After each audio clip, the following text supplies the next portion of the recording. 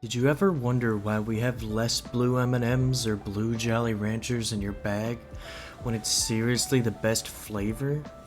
Me too, which led me to many places on the internet to satisfy my curiosity. On fucking glamour.com, an article caught my eye. The trick to losing weight may have something to do with the color you surround yourself with, experts say. Turns out, the color blue may have some real weight loss benefits. According to past research, people who use blue plates, tablecloths, and napkins tend to consume fewer calories than those without the color blue nearby. The researchers believe that blue is not an appetite-stimulating color in the way yellow and red are. So researchers believe it's not as yummy looking as ketchup or mustard.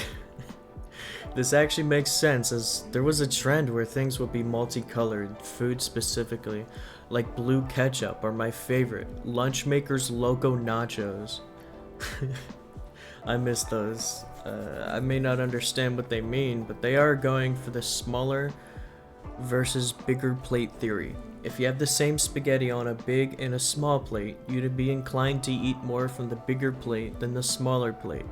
Proportions in plates have been something restaurants have been using for many years. They like to trick you into eating more this way.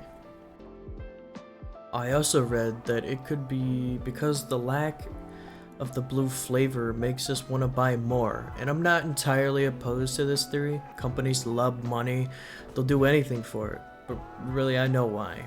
Blue is not a natural color, and nature doesn't have much blue things before we tampered with it. The color blue is a relatively modern invention. Prehistoric artists were strangers to it. You won't find cerulean or azure in cave paintings. The ancient Greeks had no words for blue as we know it today.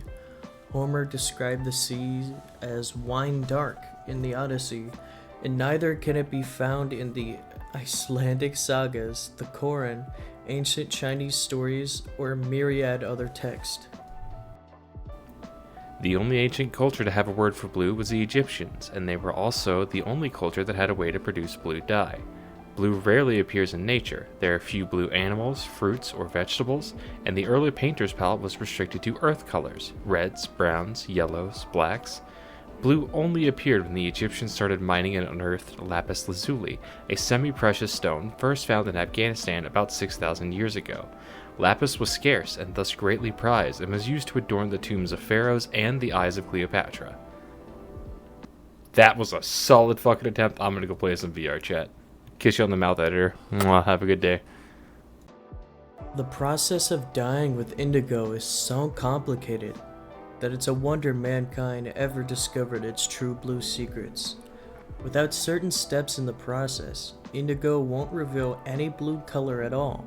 It won't make brown. It will make a kind of dirty pink. It won't dye blue, however, until the plant has been subjected to either chemicals or a long rotten bath.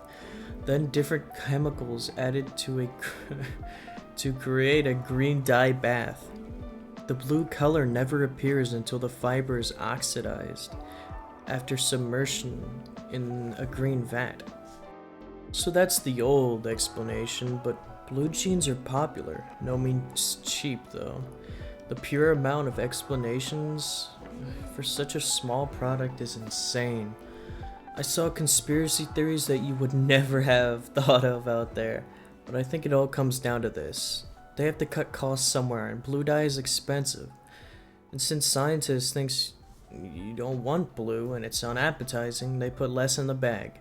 In the era of people enjoying raw meat, microwave bacon, and Raising Cane's disgusting chicken, we just don't have that thin line between edible and unappetizing anymore.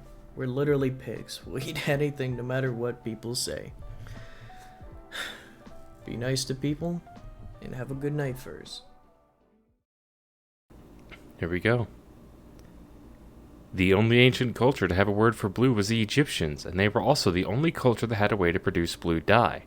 Blue rarely appears in nature. There are few blue animals, fruits, or vegetables, and the early painter's palette was restricted to earth colors: reds, browns, yellows, blacks. Blue only appeared when the Egyptians started mining and unearthed lapis lazuli, a semi-precious stone first found in Afghanistan about 6,000 years ago. Lapis was scarce, greatly prized. God damn it, fuck. What, fuck? God damn it, motherfucker. This one's for you. This outtake is because you said I have a good voice, and I'm gonna fight you over that, Danny. This is take 4, and I'm not gonna pop my fucking knuckles like I did last time. I didn't pull up the card. The only ancient culture to have a word for blue was the Egyptians, and they were also the only culture that had a way to produce blue dye. Blue rarely appears in nature. There are few blue animals, fruits, and vegetables. Vegetables? Motherfucker. Alright, I fucked that up. That's on me.